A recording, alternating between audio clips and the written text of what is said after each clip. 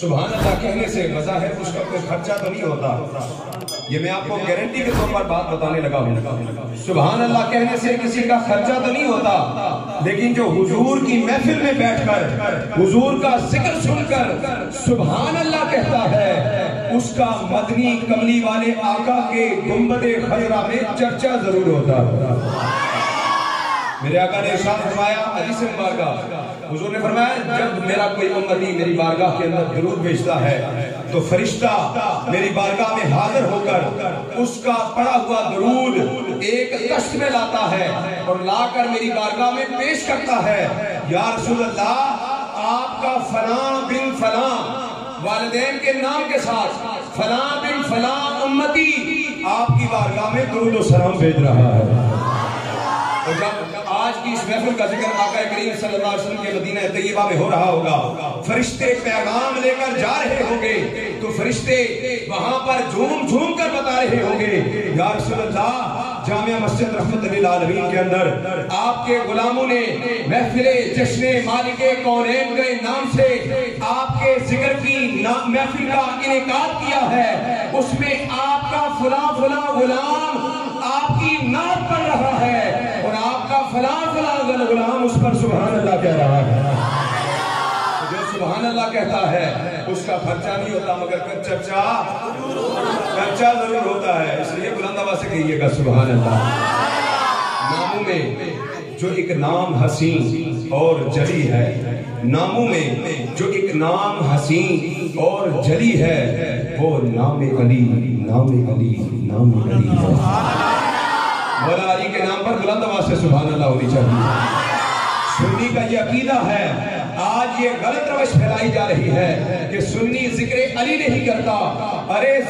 سنی ذکر نبی بھی کرتا ہے، ذکر صحابہ بھی کرتا ہے اور ذکر علی بھی کیا کرتا ہے۔ ناموں میں جو ایک نام حسین اور جلی ہے وہ نام علی، نام علی، نام علی ہے، تو پھر دلوں کو کرو پاک علی علی کر کے، دلوں کو کرو پاک علی علی کر کے۔ میرے آقا نے خود ارشاد فرمایا کہ نظر الی وجہ علی عبادہ،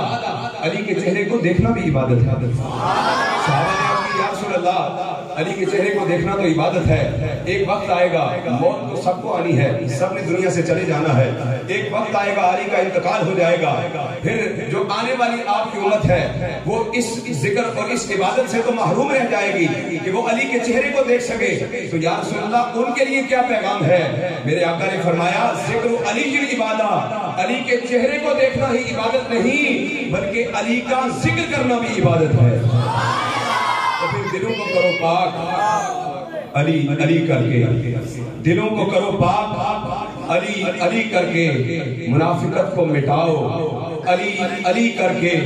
دلوں کو کرو پاک علی علی کر کے، منافقت کو مٹاؤ علی علی کر کے۔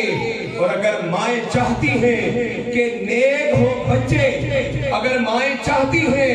کہ نیک ہو بچے تو انہیں دودھ پلاؤ علی علی کر کے۔ اللہ اکبر، نعرہ رسالت یا رسول اللہ، نعرہ رسالت یا رسول اللہ، نعرہ حیدری یا علی، حیدری یا علی، حیدری یا علی۔ آپ علی کے نام پر ہاتھ اٹھائیں علی تب بھی علی ہے، ہاتھ نہ اٹھائیں علی تب بھی علی ہے، کوئی علی کا ذکر کرے علی تب بھی علی ہے، کوئی علی کا ذکر نہ کرے علی تب بھی علی ہے، کوئی علی کو مانے علی تب بھی علی ہے، کوئی علی کو نہ مانے علی تب بھی علی ہے۔ ارے کسی کے ماننے سے علی بڑھتا نہیں ہے اور کسی کے نہ ماننے سے علی گھٹتا نہیں ہے۔ ارے جو علی کو مانے اس کے پاس تو دنیا کے خزانے ہوتے ہیں، لیکن جو علی کو چھوڑ دیتا ہے اس کے پاس کچھ بھی نہیں رہتا۔ اس لیے کہ میرے آقا نے فرمایا ہے وہ علی کی عبادت، علی سے محبت کرنا بھی عبادت ہے، اور علی سے محبت بھی وہی کرتا ہے جس کے سینے کے اندر ایمان ہوتا ہے۔ صحابہ کہتے ہیں کہ ہم ذکر علی کے ذریعے سے مومن اور منافق کے درمیان پہچان کیا کرتے تھے. اگر ہماری محفل کے اندر کوئی انجان آ کر بیٹھ جاتا، کلمہ پڑھنے والا، نماز پڑھنے والا، اللہ اللہ کرنے والا، بظاہر داڑھی رکھے ہوئے، بظاہر صورت اور چہرہ علی والا، نبی والا سجائے ہوئے ہماری محفل میں آ کر بیٹھ جاتا، اگر ہمیں شک ہوتا کہ چیک تو کریں یہ مومن ہے یا منافق ہے، تو ہم چیک کرنے کے لیے ذکر علی چھیڑ دیا کرتے تھے. اور ذکر علی چھیڑ کر، ذکر علی سن کر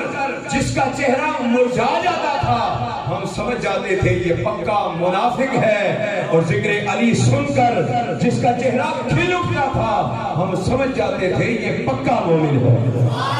کیونکہ علی کا عشق مقدر سنوار دیتا ہے، علی کا بوس تو چہرہ بگاڑ دیتا ہے، علی کے ذکر کو ادنا نہ سمجھے منکر، علی تو وہ ہے جو ایک ہاتھ سے خیبر اکھاڑ دیتا ہے، ایک ہاتھ سے خیبر اکھاڑ دیتا ہے. اللہ تبارک و تعالیٰ نے علی کو وہ مقام دیا ہے، اور وہ بندہ تو حضور کی محفل میں آ ہی نہیں سکتا جو علی کو نہ مانتا ہو. یقین جانیے وہ شخص محفل حیدر میں آ نہیں سکتا، وہ شخص محفل حیدر میں آ نہیں سکتا جو علی کے نام کا نعرہ لگا نہیں سکتا، وہ شخص محفل حیدر میں آ نہیں سکتا جو علی کے نام کا نعرہ لگا نہیں سکتا. اور علی کے بچے اگر اجازت نہیں دیں گے تو کسی کا باپ بھی جنت میں جا نہیں سکتا.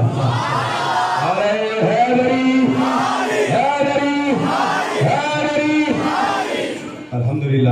ہمیں اللہ تبارک و تعالیٰ نے سچا اور سچا مذہب ادا کیا ہے. ہم اللہ کے نبی کے ہر نسبت کو مانتے ہیں، ہر صحابی کو مانتے ہیں، ہر ولی کو مانتے ہیں، مولا علی کو مانتے ہیں.